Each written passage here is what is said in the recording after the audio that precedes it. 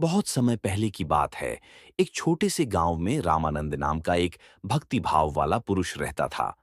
वह दिन रात केवल भगवान की भक्ति में लीन रहता। मंदिर में घंटों बैठे रहना और भजन कीर्तन करना उसकी सबसे बड़ी खुशी थी। रामानंद की भक्ति इतनी गहरी थी कि गांव के लोग उसे कभी-कभी अजीब समझते थे, लेकिन उसे किसी की बात की परवाह नहीं थी। वह केवल यह सोचता था कि भगवान उसके दिल में है और यही सबसे बड़ी वास्तविकता है। एक दिन भगवान शिव ने यह देखने का निर्णय किया कि रामानंद की भक्ति कितनी सच्ची है।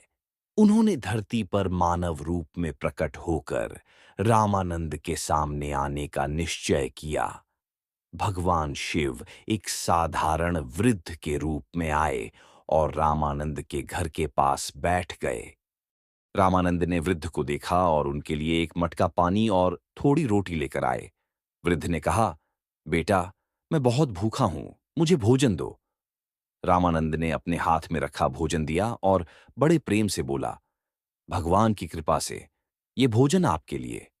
वृद्ध ने मुस्कुराते हुए कहा, बेटा, क्या तुम सच में भगवान से प्रेम करते हो?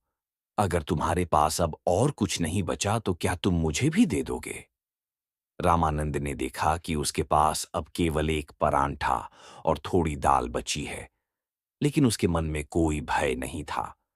उसने पूरी श्रद्धा से वृद्ध को वहीं दे दिया। तभी वृद्ध ने अपना रूप बदलकर भगवान शिव बन गए और बोले, हे रामानंद, तुम्हारी भक्ति और प्रेम सच्चा है। तुमने बिना किसी स्वार्थ के और केवल प्रेम से सेवा की। यही सच्ची भक्ति है। मैं हमेशा तुम्हारे साथ हूं। रामानंद की आंखों में आंसू थे और उसका दिल अपार आनंद से भर गया। वह समझ गया कि भगवान सिर्फ मंदिर में नहीं, बल्कि हर जीव और हर कण में विद्यमान है। उस दिन से रामानंद की भक्ति और भी गहरी हो गई। वह न केवल भगवान की पूजा करता, बल्कि हर जीव में भगवान को देखने का प्रयास करता। गांव के लोग भी उसकी भक्ति और प्रेम से प्रेरित होकर अपने जीवन में सरलता और सेवा भाव लाए।